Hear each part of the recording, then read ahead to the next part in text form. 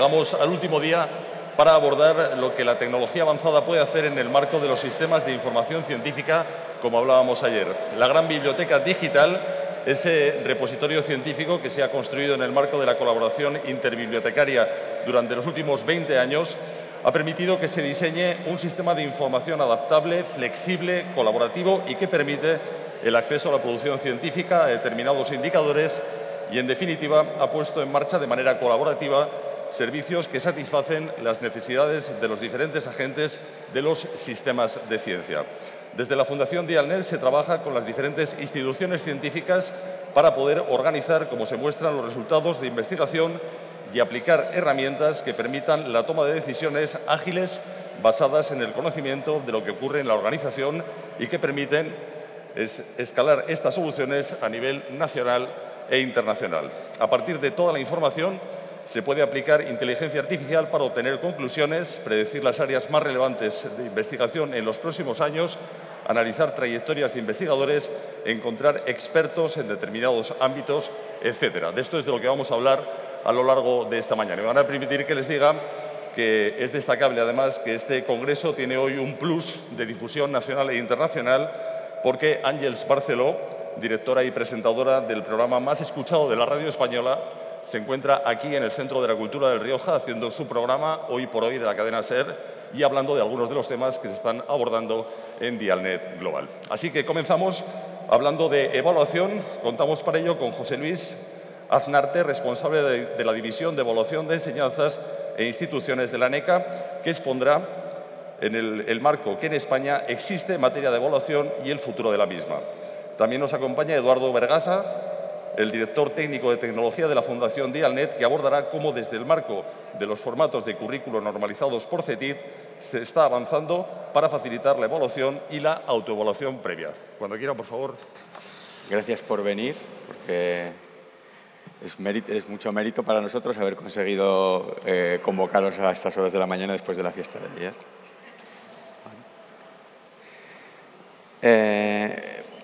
Voy a hablar sobre el proyecto del sistema de gestión curricular. Esto no es una realidad, pero es una propuesta que creemos que puede ser muy interesante para todos. En la sesión de ayer vimos con bastante detalle cómo Dialnet CRIS ya se está utilizando para ayudar a evaluar y para asistir a los servicios de apoyo a la investigación a obtener información relevante para la evaluación de investigadores, grupos y proyectos. Y estamos contentos con el servicio de Dialnet CRIS ofrece, pero somos conscientes que hay algunas necesidades que todavía no estamos cubriendo de forma completa, ¿no? Y en concreto está relacionado con la gestión completa del currículo de los investigadores.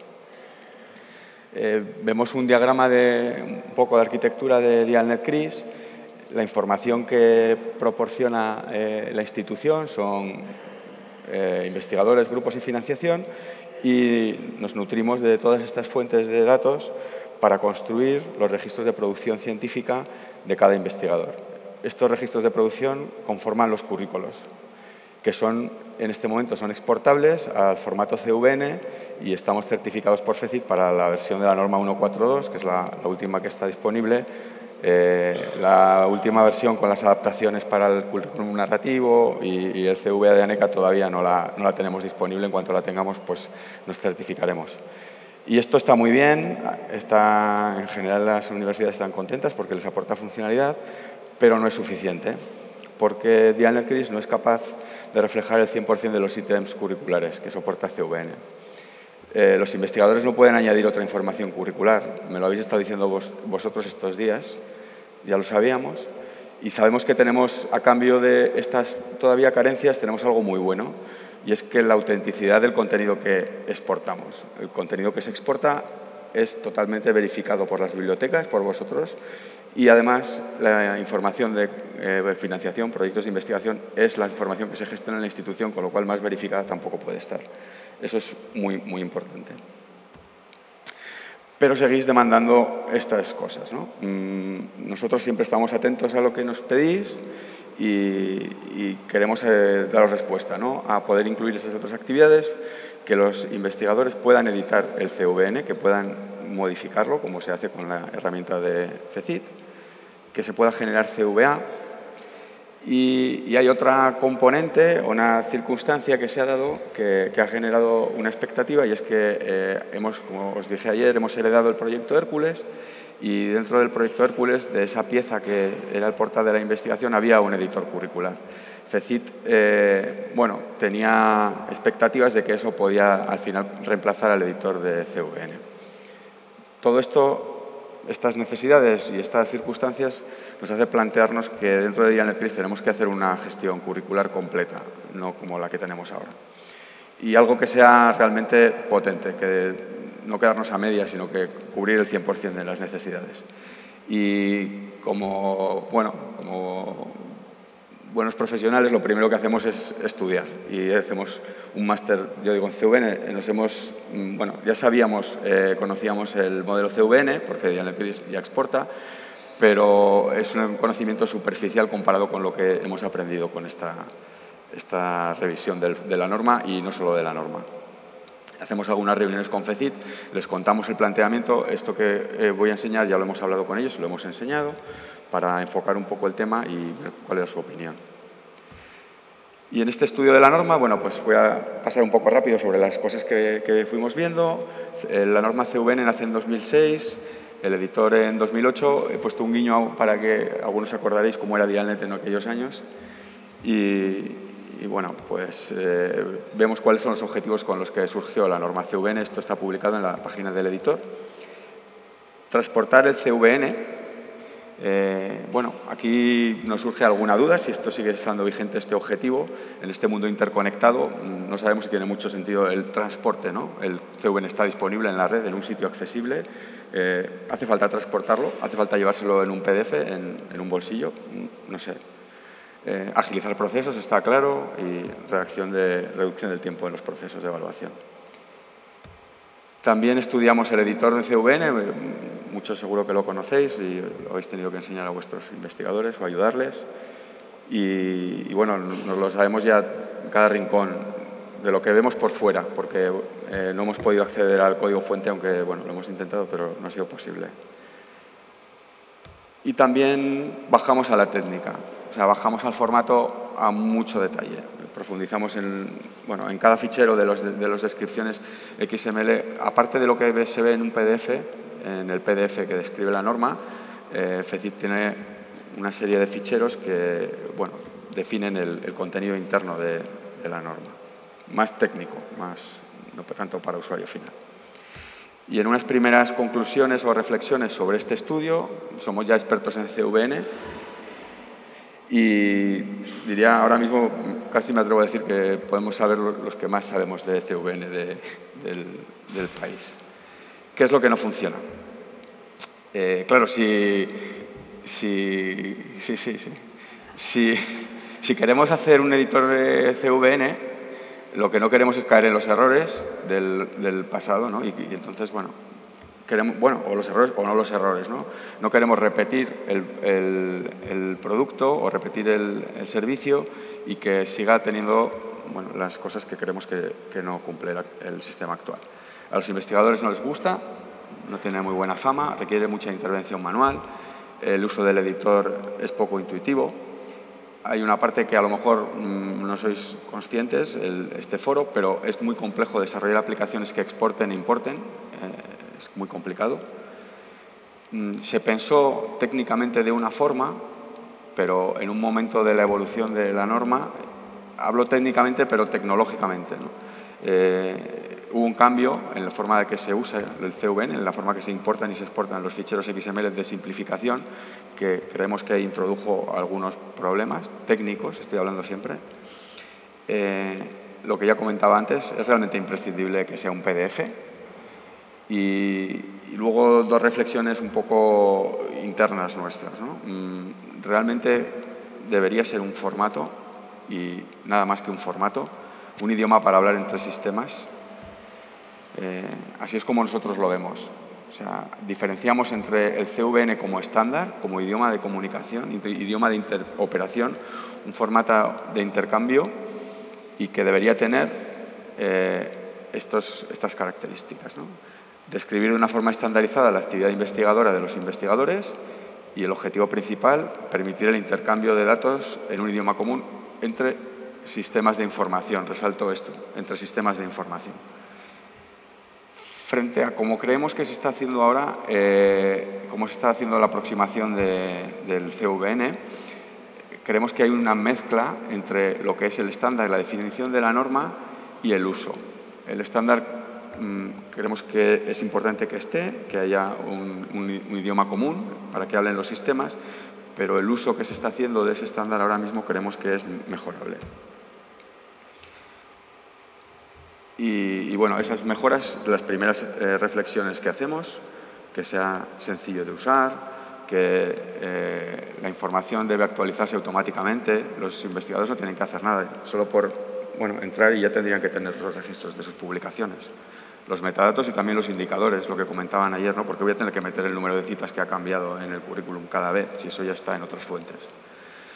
Y como tecnológicamente implementar esto, creemos que es mucho más potente la estrategia de implementar un desarrollo en la nube, alojado en algún sitio, que frente al uso de un fichero para transferir el currículum. Este formato, este sistema podría tener múltiples formatos de exportación, podría haber interacción de las agencias. Bueno, voy a profundizar en estos puntos un poco más. Y aquí llegamos al punto de partida para nosotros de definición del proyecto, ¿no? Bueno, de partida después de la reflexión. Ya hemos hecho toda esta reflexión y ¿qué queremos hacer? O sea, ¿qué es lo que nos gustaría hacer para evitar esos errores errores o puntos de mejora que creemos que tiene la gestión de los currículums? Deberíamos acabar el proyecto con una herramienta de gestión curricular al servicio de investigadores, instituciones, agencias de evaluadora y agencias financiadoras. Las metemos en la ecuación también. Que facilite el intercambio de información, sencilla de usar y que sea actualizada automáticamente desde las fuentes primarias. Creo que esto no hay discusión. Y, bueno, sobre todo en grande facilidad de uso, interoperación, actualización automática y facilidad de uso. Y este es el planteamiento de arquitectura, es una foto un poco también esquemática, pero vemos que sería una pieza, no sé si... A ver si... Bueno, da igual, no sé el puntero. Una pieza paralela a Dialnet CRIS y que funcionase de forma autónoma, es decir, nos gustaría, ya os digo que estamos en una fase de definición, nos gustaría que no fuese solo para investigadores de instituciones que tengan Dialnet CRIS o instituciones que estén dentro del ámbito universitario, sino que pueda usarlo cualquier investigador. Que se alimente de datos de Dialnet CRIS automáticamente, sin intervención por los investigadores, y que a la vez proporcione información a Dialnet CRIS que pueda ocurrir. Y que se permita interaccionar a los investigadores, exportar el CVN, importar el CVN, lo que antes decía, y que disponga de servicios web fácilmente consumibles por otros CRIS, otros sistemas de información, que no sean Dialnet CRIS, o bueno, otros agentes que quieran consumir esos datos de forma automática. Ahí estarán los currículums y abiertos que se consuman. Por ejemplo, podría exportar el contenido en diferentes formatos. No nos quedamos solo con CVN. CVN está muy bien, pero ¿qué ocurre si queremos dar visibilidad a nuestros investigadores en Europa? Europa no habla CVN, Europa habla CERIF, habla los vocabularios de COAR, habla las OpenAIRE Guidelines for CRIS Managers, habrá otro idioma. ¿Por qué vamos a hablar solo CVN? Si podemos hablar varios idiomas. Planteamos que CVN es solo un formato, un lenguaje. Somos multilingües en hablar currículum. ¿Y por qué no? Bueno, podemos importar también de otros sitios. Si tenemos a un investigador que viene de Brasil, que tiene su currículum por obligación en su sistema LaTeX allí y tiene su formato XML propio, ¿por qué no podríamos importarlo también? Sería relativamente sencillo si tenemos este punto central. Y bueno, y aquí esta variable que queremos meter, que es que las agencias participen. ¿Esto cómo puede ser? Sería una segunda vuelta a este sistema. Este hub de información, de intercambio de información, que va a interoperar en múltiples formatos y que va a estar también participado por las agencias de evaluación, agencias de financiación. Esta pieza creo que es novedoso y importante si acaba culminando, porque creemos que tiene un potencial muy grande. En el esquema he dibujado una caja que pone DAE, esa sería la pieza en la que participan las agencias de evaluación, y esa pieza le llamamos Dialnet Asistente al Evaluador. Las agencias de evaluación van a poder tener usuarios registrados en el sistema y van a poder participar en el sistema. Van a poder registrar las convocatorias de investigación. Cuando una agencia, sexenios o una convocatoria de financiación o cualquier cosa, debería poder registrar en el sistema las convocatorias, y esas convocatorias las debería poder llegar a registrar con el detalle de los requisitos o de la información que se pide a la convocatoria. En esta convocatoria yo necesito el número de citas, yo necesito 3 artículos en primer cuartil, ya sé que no estamos hablando de datos cuantitativos, pero por poner un ejemplo, o necesito que haya hecho la tesis desde hace más de 5 años el investigador. Y además le voy a pedir esta selección de campos del currículum. No vamos a tener que hacer, o lo que proponemos, no vamos a tener que hacer un CVA cada vez que a una agencia se le ocurra que vamos a hacer un cambio, vamos a filtrar o decidir qué datos necesitamos para esta convocatoria, ¿no? Sino que va a ser flexible y se va a poder hacer casi sin participación ni por nosotros, ni por terceros, ni por el garante de la definición de la norma CVN, sino que va a ser una selección de los campos de la norma, lo que va a permitir a las agencias registrar esa convocatoria.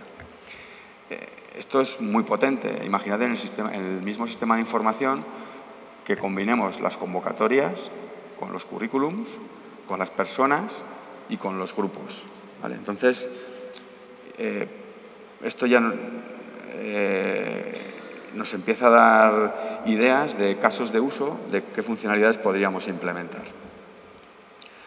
Para un investigador normal que accede a la herramienta curricular, lo primero que podría hacer, yo no tengo currículum, o no tengo CVN, no tengo nada, pues quiero inicializar de cero mi currículum. Entro aquí y se me va a dotar con todo el contenido de Dialnet CRIS.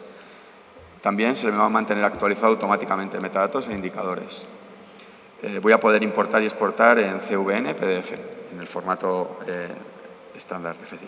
Voy a poder importar y exportar en otros formatos, en PDF, en Serif, en Word, porque si quiero hacerme un Word para modificármelo y añadir cosas, ¿por qué no voy a poder hacerlo? O en Excel para hacerme una contabilidad del número de citas que he tenido en mis publicaciones y, no sé, presentarlas a otro sitio. A lo mejor voy a presentar una convocatoria europea o Estados Unidos, no me piden estas cosas, me piden otras. Voy a poder completar datos, voy a poder editarlo. Y bueno, uno de los objetivos con los que se creó CVN en sus inicios, voy a poder cambiar de institución y voy a poder llevarme el currículum a otro sitio, pero enfocado desde otro punto de vista. Yo me voy a cambiar de institución, pero no me voy a llevar nada. Mi institución va a venir y se va a llevar mi currículum, va a acceder y lo va a coger. Y se va a llevar no lo que tenga el día que me cambié, sino que se va a llevar lo que tenga publicado hasta el día antes de llevárselo, ¿no? Lo va a poder actualizar. Y bueno, y se podrá mostrar su currículum en el portal nacional INVES. Este punto es porque todavía no tenemos claro si todo lo que va a estar en esta herramienta curricular va a estar también en los portales institucionales o va a estar en esta herramienta y se va a mostrar solo en los portales institucionales sin que resida allí. Bueno, estos son detalles técnicos de implementación. Para un CRIS externo, para una institución que no disponga de Dialnet CRIS, lo que ya hemos hablado, podrá integrar en sus sistemas los currículums a través de sus APIs, podrá utilizar CVN, formato CVN, pero ¿qué nos impide hacer una API simple no sé, más sencilla que consumo para una institución que no tenga que conocer todos los vericuetos del formato CVN, en el que se ponga la misma información, pero en otro formato tecnológico, un formato JSON y también podrá enviar contenido. Más complicado, pero sería deseable. Y en cuanto a la pieza DAE, ¿qué cosas proporcionaríamos a una agencia de evaluación o de financiación? Registrar una convocatoria con esos requisitos. Podría explorar o consultar qué investigadores cumplen los requisitos de una convocatoria, incluso antes de convocarla. Podría decir, oye, voy a ver si este requisito que estoy poniendo es muy loco, o voy a ver qué porcentaje de los investigadores españoles cumplen este requisito. A lo mejor no lo cumple nadie y lo voy a pedir, o al revés, igual lo cumplen todos, ¿y para qué sirve que lo pidas si todos lo cumplen? Conocer quiénes son los investigadores, buscar expertos. Esto también puede ser muy interesante para las agencias de evaluación, ahora que se necesitan tantos evaluadores y con la evaluación, o sea, con los currículos narrativos y cualitativos es más difícil automatizar las cosas. Una forma de encontrar investigadores que cumplan esos requisitos. Y el uso de técnicas de procesamiento del lenguaje natural también para este procesamiento de los currículos narrativos puede ser una línea de trabajo. Para un investigador que participa en DAE, pues yo quiero llegar allí y ver las convocatorias que hay abiertas en un momento. A lo mejor, bueno, no sé, entro o pueden incluso recibir alertas de esas convocatorias. Se ha incluido una convocatoria y cumples los requisitos al 100%, ¿por qué no te presentas? Se podrán hacer funcionalidades en el que se va a poder intentar adecuar o mostrar el grado de adecuación de un currículum a una convocatoria. Tenemos la información de los requisitos y de lo que cumple. El investigador podrá saber lo que le falta para cumplir los requisitos y podrá completar su currículum vitae en modo adecuado a esa convocatoria, podrá rellenar esos campos que puede que le falten. Para el caso de grupos, podrá haber convocatorias de agencias en las que se evalúen los currículums de todos sus miembros y el director del grupo podrá comprobar de igual manera si los requisitos se cumplen no individualmente, sino agrupadamente, ¿no? Que podrá tener acceso a una vista agregada de todos los currículums, sin tener que ir pidiéndoselos individualmente a cada investigador, sino que los tendrá todos allí. Y este rol, que puede ser el que más os puede afectar, seguramente a los servicios de apoyo a la investigación, a las instituciones, podréis participar también en este sistema de gestión curricular, así es como lo entendemos. Podréis consultar la lista de convocatorias que están abiertas, comprobar qué investigadores de vuestra institución cumplen los requisitos o qué investigadores podrían cumplir los requisitos, pero a lo mejor no han incluido la información en su currículum. Fulanito, a lo mejor tendrías que ver si, yo qué sé, no sé, te faltan aquí dos. Podréis aconsejar de alguna forma proactiva, incluso en vez de reactiva, a los investigadores, asesorarles. Incluso ayudarles también. Se podrían establecer mecanismos para dar permisos de decir, mira, yo soy un catedrático, no sé, sexagenario, que no voy a meter aquí datos, pero que en mi biblioteca a lo mejor no le importa hacerlo por mí o me ayuda, ¿no? Me quiere ayudar y le doy permisos para que complete mis datos. ¿Por qué no? Si están todos en el mismo sistema, porque lo van a tener que teclear ellos. Bueno, y esto es un poco en definitiva el planteamiento que queríamos hacer. Creemos que bueno, por la trayectoria, por la situación y por este análisis que hemos hecho, estamos en disposición de crear este nodo interoperable de gestión curricular basado en estándares y que proporcione servicios a los principales agentes de la investigación. Y estamos trabajando en este proyecto y convencidos de poder hacerlo realidad. Esperemos que seguir trabajando y que pueda ser un hecho. Esa es la...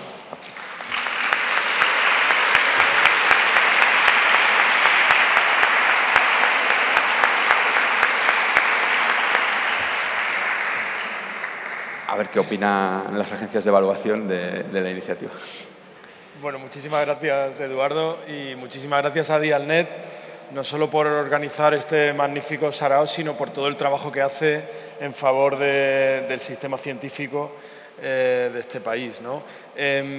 Bueno, como sabéis, en ANECA hemos emprendido en este último año un cambio en la manera de evaluar al profesorado, entre otros cambios que hemos acometido en la agencia, y ese cambio tiene que ver, o digamos cabalga, una ola internacional que se materializa en cosas como la Declaración de San Francisco o COARA, donde lo que se pide es que se deje de evaluar la ciencia con criterios exclusivamente cuantitativos, ¿no?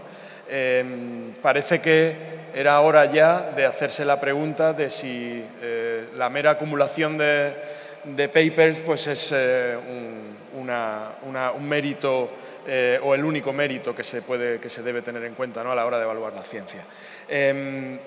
En ese sentido, ese cambio es un cambio cultural, es un cambio que, digamos, va mucho más lejos de ANECA y de los propios investigadores, las instituciones. Es un cambio que parte de una reflexión, de un análisis sobre cómo es el ecosistema científico en el mundo y, bueno, pues que evidentemente hace un diagnóstico muy claro de que ese ecosistema está fuertemente desequilibrado en favor de ciertas organizaciones o empresas y que eso está teniendo un efecto en cómo se evalúa al profesorado, ¿no? Entonces, en ese sentido, hace un año, cuando la primera vez que vinimos a Dialnet desde el equipo de ANECA, las conversaciones que teníamos todavía no habíamos avanzado en este cambio cultural, fue muy al principio de nuestra incorporación. Y hablábamos de cosas como que sería ideal que un sistema informático avisara al profesorado: mire usted, tiene los méritos suficientes para presentarse a una acreditación de cátedra, pulse aquí para poder hacerlo, ¿no? Esto, en la lógica, dejadme que la llame antigua, pues tenía mucho sentido, ¿no? Si estamos contando papers, pues cuando llegue el momento en el que el número de papers supera el umbral correspondiente, pues esa persona ya tiene que dar ese paso y sería sensato facilitarlo todo mucho. ¿Qué ocurre? Que desde entonces hasta ahora hemos alterado esta forma de evaluar la ciencia y hemos apostado por lo que dice Coara, ¿no? Una evaluación cualitativa apoyada en el uso responsable de indicadores cuantitativos. Claro, los indicadores cuantitativos quedan al final de esa frase y no están al principio. Y esto supone, pues claro, que el mero conteo de papers, por poner el ejemplo más sencillo, no es lo más relevante a la hora de evaluar un currículum, sino que hemos optado por lo que se llama el currículum narrativo, donde cada persona tiene que explicar cuáles son los méritos de su trabajo y esos méritos hay que apoyarlos en indicadores cuantitativos, pero no se trata simplemente de enunciar esos indicadores cuantitativos, sino de darles un contexto y de explicarlos, ¿no? Entonces, todo esto para decir que todo lo que ha contado Eduardo, creo que hay que pensarlo desde esta dialéctica, ¿no? Entre una evaluación puramente cuantitativa del currículum y una evaluación narrativa, cualitativa, que tiene en cuenta el contexto y que tiene en cuenta otras cuestiones, ¿no? Entonces, yo quería preguntarte, Eduardo, ¿cómo lo ves tú? En ese cambio cultural, ¿cómo hacemos para que todas estas herramientas cuantitativas sirvan también para evaluar en ese otro modelo de currículum más contextualizado, más cualitativo y con ese uso responsable de los indicadores cuantitativos? Luego, en la siguiente sesión tendremos ocasión de extender esta discusión también a las tecnologías del lenguaje y a cómo el currículum narrativo puede ser puesto en cuestión también por ellas. Pero en este caso concreto, pues eso, cuando hablamos de que una agencia diga: pues voy a sacar esta convocatoria, ¿cuántos profesores cumplen o dan la talla, digamos, para obtener digamos, yo qué sé, proyectos, por ejemplo?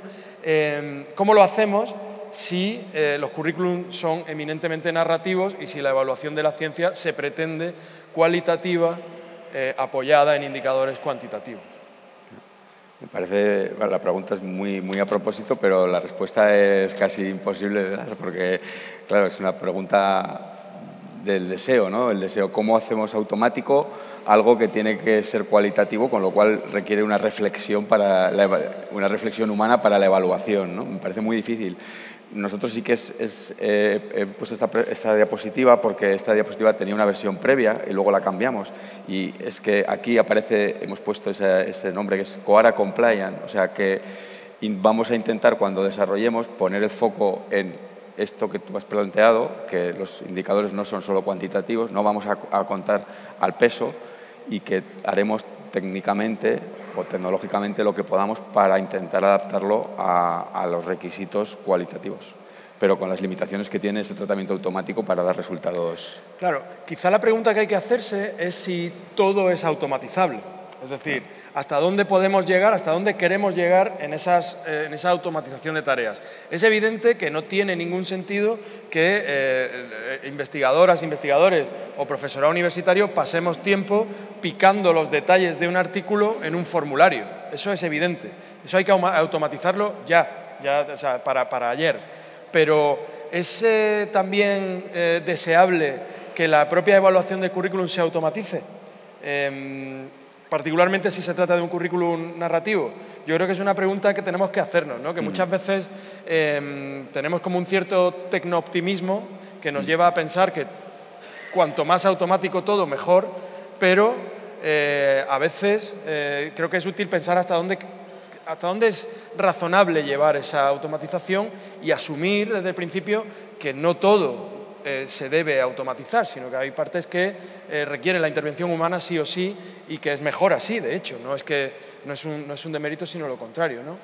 Sí, en el planteamiento ese que en una de las diapositivas hablaba de cuál sería el caso de uso para las agencias de evaluación y hablaba del procesamiento del lenguaje natural y lo veía más como un asistente más que algo que filtre. No es fácil de ser un filtro automáticamente, pero te puede ayudar a leer más fácilmente los currículums y decir, mira, cumple esto que yo creo que lo cumple porque yo pido algo así, pero nunca va a filtrar. Simplemente será, pues te encenderá una luz verde para que tú pongas ahí el foco y digas, pues esto, una red flag, esto no me gusta y sé que está aquí y ya sé que son cosas que no me gustan, que se digan o que, no sé. Ayudas, pero nunca claro. Ayudas a la persona, pero la Apoyo, decisión al sí. final tiene que ser él. Sí, en ese sentido la apuesta es muy útil y ojalá que salga y que salga bien. Otra línea que a mí me preocupa tiene que ver con esto que también está ahora mismo muy reconocido y que se considera, en el Estado español tenemos hasta una ley al respecto, que es la ciencia abierta, ¿no? Y en la ciencia abierta yo incluyo el software libre y los datos abiertos, ¿no? Entonces, a mí, digamos que cuando hablamos de CVN, creo que hay que distinguir siempre, tú lo has explicado bien, el CVN como norma, es decir, como un patrón abstracto que delimita un lenguaje sobre los currículum, que por supuesto también es deudor de esa cultura antigua de la evaluación cuantitativa, ¿no? Tenemos que tener un CVN porque estamos todos locos haciendo currículum y esto hay que ponerle orden, pero esa norma, que es una cuestión abstracta, luego se puede declinar en un montón de implementaciones diferentes, ¿no? Ahí en la transparencia decías que el profesorado o que los investigadores no les gusta el CVN. En nuestra experiencia de ANECA es más bien al contrario. Ya sabéis que en el caso de academia hemos pasado de tener un editor de currículum dentro de la web de ANECA, que era un infierno, todo el que lo sufrió lo sabe, a aceptar el CVN directamente. Y el CVN entendido como un PDF que además de lo que se lee por una persona conlleva unos metadatos que están por debajo de ese PDF y que luego son automáticamente procesables por parte de ANECA en este caso. Entonces, hemos cambiado ese currículum que teníamos que tener duplicado porque había que tener uno en la web de ANECA, luego hay que tener otro en el CVN para presentarlo en otras instituciones, a unificarlo todo en el CVN. Esto, hasta donde nos llega, ha sido muy apreciado por el profesorado y yo creo que lo que aprecia el profesorado no es tanto que se haga esto en un editor de CVN concreto, sino que se acoja la institución pública a la norma que hemos creado, ¿no? que ha creado FECIT y que sostiene FECIT y cuida de ella, ¿no? Entonces el profesorado dice, vale, bien, yo tengo un currículum, no me pidáis que tenga 6 versiones distintas en 6 sistemas distintos, ¿no? Esto yo creo que es un punto fuerte del CVN y es verdad que, como tú decías ahí, es una tecnología que es relativamente antigua, ya ves tú, estamos hablando de que tiene 15 o 20 años, pero también es verdad que bueno, pues el editor más común, más disponible de CVN, pues es un editor antiguo, es una tecnología que es muy mejorable, pero pensamos que la apuesta debe ser por esa norma, ¿no? Que todas las instituciones públicas que se dedican a esto deberían utilizar la misma tecnología, porque si no estamos provocando ineficiencias enormes en el sistema. Y entonces, si todo el mundo va a usar la misma tecnología, debería ser el Estado el que proveyera esa tecnología y nos facilitara la vida, ahora hablo como investigador, para tener todo esto siempre actualizado y siempre en el mismo sitio, ¿no? En ese sentido, a mí me parece muy interesante aplicar la lógica del software libre a todo esto, porque no es necesario que haya un único editor de CVN. Es necesario que haya una única norma y que todo el mundo hable el mismo lenguaje, pero luego quien quiera puede desarrollar un editor que hable con los otros en el lenguaje del CVN. No tiene por qué ser un PDF, pero la norma que subyace sí que tiene que ser esa, ¿no? Entonces, a mí me gustaría ver cómo las instituciones que trabajan con este tipo de tecnologías desarrollan software libre que ponen a disposición de todas las otras instituciones, porque, en fin, la Unión Europea tiene una normativa al respecto. Todo lo que se financie con dinero público ha de ser software libre, porque pues es de todos, ¿no? Esta es una lógica bastante aplastante. Entonces, a mí me gustaría eso, que las instituciones tuvieran unos repositorios de software libre donde pudieran compartir elementos de este esquema, ¿no? Siempre utilizando la misma norma para hablar ese idioma común, ¿no? Entonces, estos desarrollos se podrían encuadrar en esta lógica, ¿no? Sí, yo creo que sí, se podría, sí. Desde luego no, vamos, sin ningún problema. Sí es verdad que hay unas piezas que es la integración con Dialnet CRIS que no serían posibles sin el acceso a Dialnet CRIS, esa alimentación automática de contenidos, pero vamos, que el software libre podría estar y la parte de interfaz, edición, todo eso podría reutilizarse sin ningún problema. Y en la misma lógica de unificar y de hacer que todo sea más sencillo, a mí me parece que el Estado debería de incluso obligar a todo el mundo a que su currículum sea público, sea abierto, y que hubiera un repositorio central, como el caso brasileño que tú citabas hace un momento, donde todo el mundo tiene que tener el currículum publicado, porque a fin de cuentas, si es algo público, pues ¿por qué no va a ser también? Y en ese sentido te quería preguntar por los datos. ¿Dónde dónde residen esos datos y son datos abiertos o no? Porque, claro, en España tenemos una serie de infraestructuras que se solapan unas con otras y que producen redundancias, pero tenemos una cosa que se llama el SICTI, que es el Sistema de Información del Científico, Tecnológico y demás, que ahí es donde debería quizá residir esos datos, ¿no? Y que fueran datos abiertos. No sé si eso sería compatible con este esquema también. Nosotros el planteamiento que hacíamos en cuanto a la apertura del dato, por ser prácticos, comparado con el planteamiento actual, ¿no? El planteamiento actual, el editor, los datos son cerrados por defecto. El investigador llega allí y el currículum está cerrado. Nosotros le daríamos la vuelta o planteábamos hacerlo al revés. El investigador, la primera vez que entra, le aparece un aviso legal en el que él acepta que en ese momento va a hacer públicos los datos. Estoy seguro que el 99,9% de los investigadores le darían a aceptar. Podríamos ver si no acepta, si puede usar el sistema o no, pero bueno, en los CRIS ahora mismo todos los investigadores tienen los datos abiertos y nadie nos ha puesto ningún problema, o muy poca gente. Entonces yo creo que por esa parte no habría problema. Estando los datos abiertos, residan en un sitio o residan en otro, o incluso residan copias de los datos en un sitio y en otro, que incluso sería una opción mejor. A nivel técnico-tecnológico, si el sistema integra con nuestros sistemas, yo lo veo más cerca de nuestro sistema tecnológico, pero bueno, en este mundo interconectado es fácil copiar, el dataset podría estar en otro sitio, el SIGTI podría tener los datos de igual manera que están aquí, creo que sin ningún problema, y son abiertos. Claro, a mí me preocupa la gobernanza de todo este asunto, ¿no? O sea, cómo se toman las decisiones al respecto de estas infraestructuras, que en el fondo son infraestructuras críticas para el sistema científico y universitario, ¿no? ¿De quién son estas infraestructuras? ¿Son de Elsevier? ¿Son de una fundación de la Universidad de La Rioja? ¿Son de FECIT? ¿Cómo se gobierna esto? Y siempre con el objetivo de que no sea privatizable y de que esto no acabe resultando en una situación peor que la que teníamos de partida, ¿no?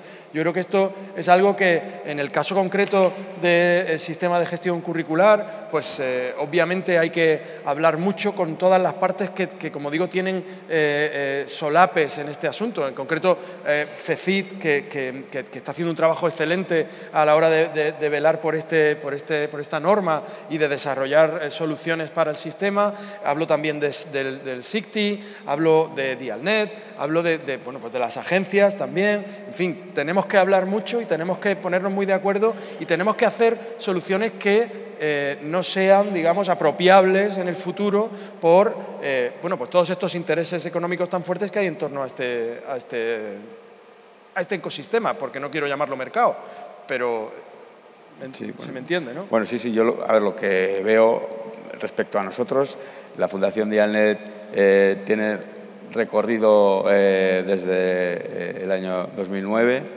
y los proyectos están de alguna forma instaurados y la Fundación en sí misma está instaurada como un ente público y que hasta ahora está garantizando el que esto sea de todos, que en ningún momento la Universidad de La Rioja o nadie se ha apropiado de ello.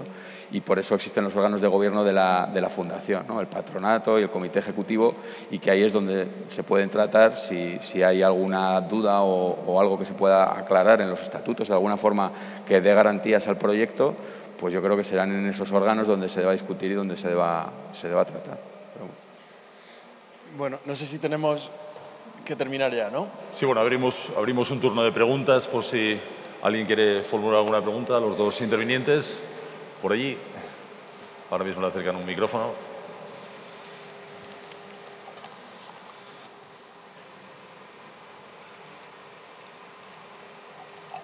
poquito más adelante, ahí.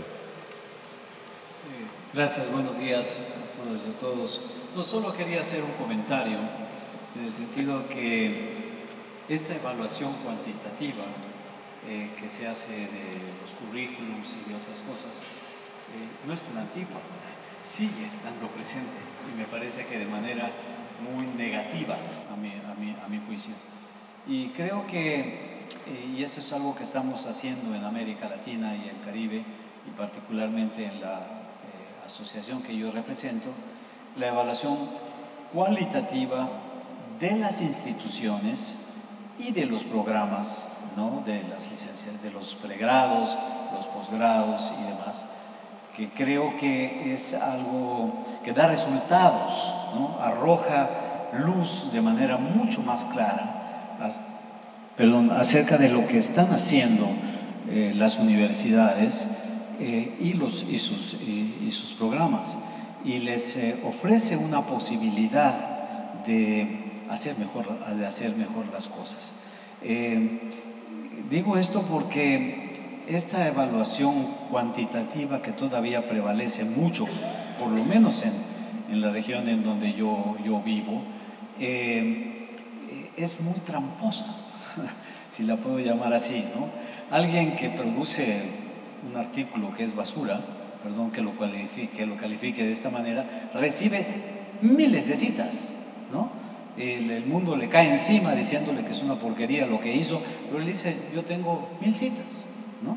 Y entonces esa es la contradicción y la paradoja, cuando algo que debería ser más cualitativo debe de explicar para qué sirve lo que está haciendo, y como se decía ayer, y me parece muy bien, que realmente sea, particularmente en el caso de las universidades públicas, utilidad a la sociedad. Quería hacer ese comentario. Es un comentario muy oportuno.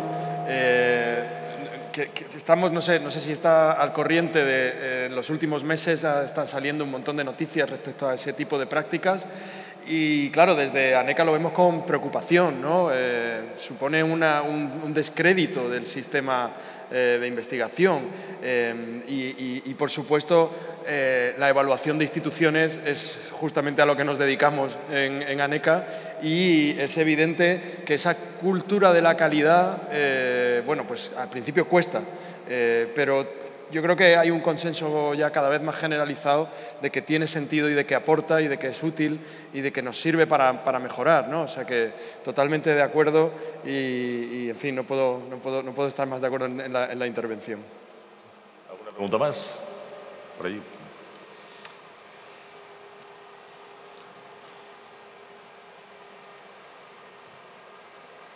Muchas gracias a los dos.